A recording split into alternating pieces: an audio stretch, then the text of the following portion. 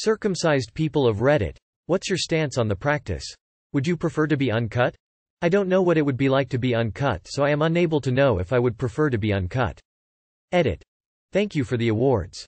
I had no idea that a simple deductive statement would become my most upvoted comment. I'm circumcised. I don't think about it. I don't care that my parents had it done. I don't long for a foreskin. Just doesn't matter. I had it done and wasn't able to walk for a year afterwards. So I was circumcised when I was 20. I had some pretty bad phimosis. Best decision I ever made. IDKI got circumcised as a baby. Edit. Probably the most upvotes I've gotten on such a simple comment, thanks. I am uncircumcised. 99.999% of the time I don't think about the distinction and it isn't relevant to anything, not even showering or sex. 0.001% of the time someone starts a Reddit thread about it. I'm circumcised but decided to not do it to my son when he was born. If he wants to later on in life, that's up to him. I'm circumcised. I haven't had any problems. But my circumcision was medically necessary and my brothers haven't had it done. I wouldn't get my son circumcised unless medically necessary. Give me my goddamn foreskin back, Kellogg's. Got cut before I had any choice in the matter. Appreciate the better aerodynamics when erect and running, flying naked. I'm indifferent. My dick works great, sex is awesome, I've never had any problems. I think people blow it out of proportion. I cannot stress this enough, I could not possibly care any less. Yes, I would prefer to have been uncut. I am American. It is the norm here to be circumcised. If I ever have a son, he will not be circumcised. I am not angry about it. I just wish my body was left the way it was made. Since the advent of running water, it has not been a hygiene issue. I was circumcised as a baby and it was botched, and as a result, my dong basically retreats back into my body like a lightsaber when I'm not actively using it. Even if that wasn't a problem, I honestly don't think it's right to modify someone else's body without their consent. Circumcised at age 10, it was because I had like 2 streams of piss and it went all over the place. Then after the surgery, bam, everything is normal. One of the best decisions I've ever made. I also had a few weeks to think it over and my parents said that I didn't have to. And #X200B. To clear a few things up. 1. There were more reasons than peeing 2 streams, just don't want to mention it online. 2. Yes, I did do this voluntarily.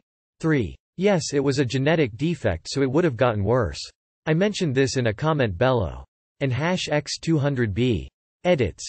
Added further information. Have a great day, kind internet strangers. I'd have preferred the option. Organized religion stole my foreskin and I would like it back, PLS. As an uncut dude, I can't imagine how freaking uncomfortable it would be to have my head rubbing on my underwear all the time. For me, it's very sensitive.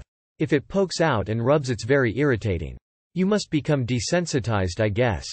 I had an adult circumcision at the age of 23 due to severe phimosis, and honestly, compared to excruciating pain and actively avoiding sex, it is an improvement.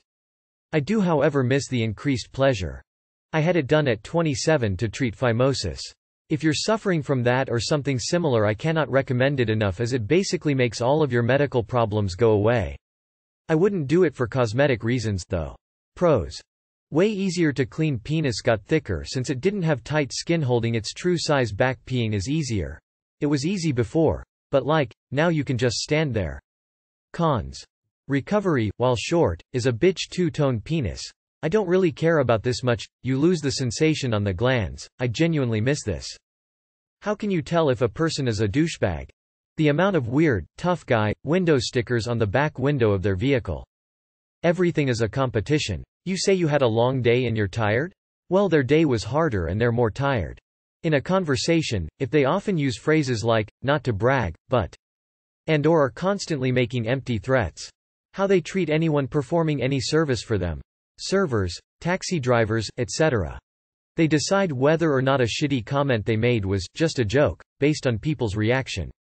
Poor listening skills, and if they're intent on making you do something you don't want. Watch out, they treat retail workers and restaurant employees. They go out on a Saturday night and if they're not getting laid, then they're fighting someone. If when squeezed shoots water. Nothing is ever their fault, it's always someone else's. You run into an asshole in the morning, you ran into an asshole.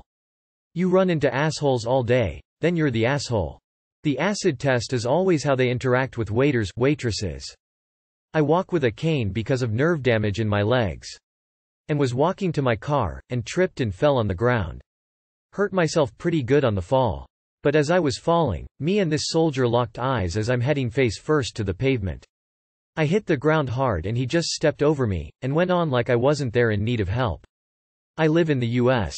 If anyone was wondering, I consider that to be a doucher move, so he will forever be a douchebag in my mind.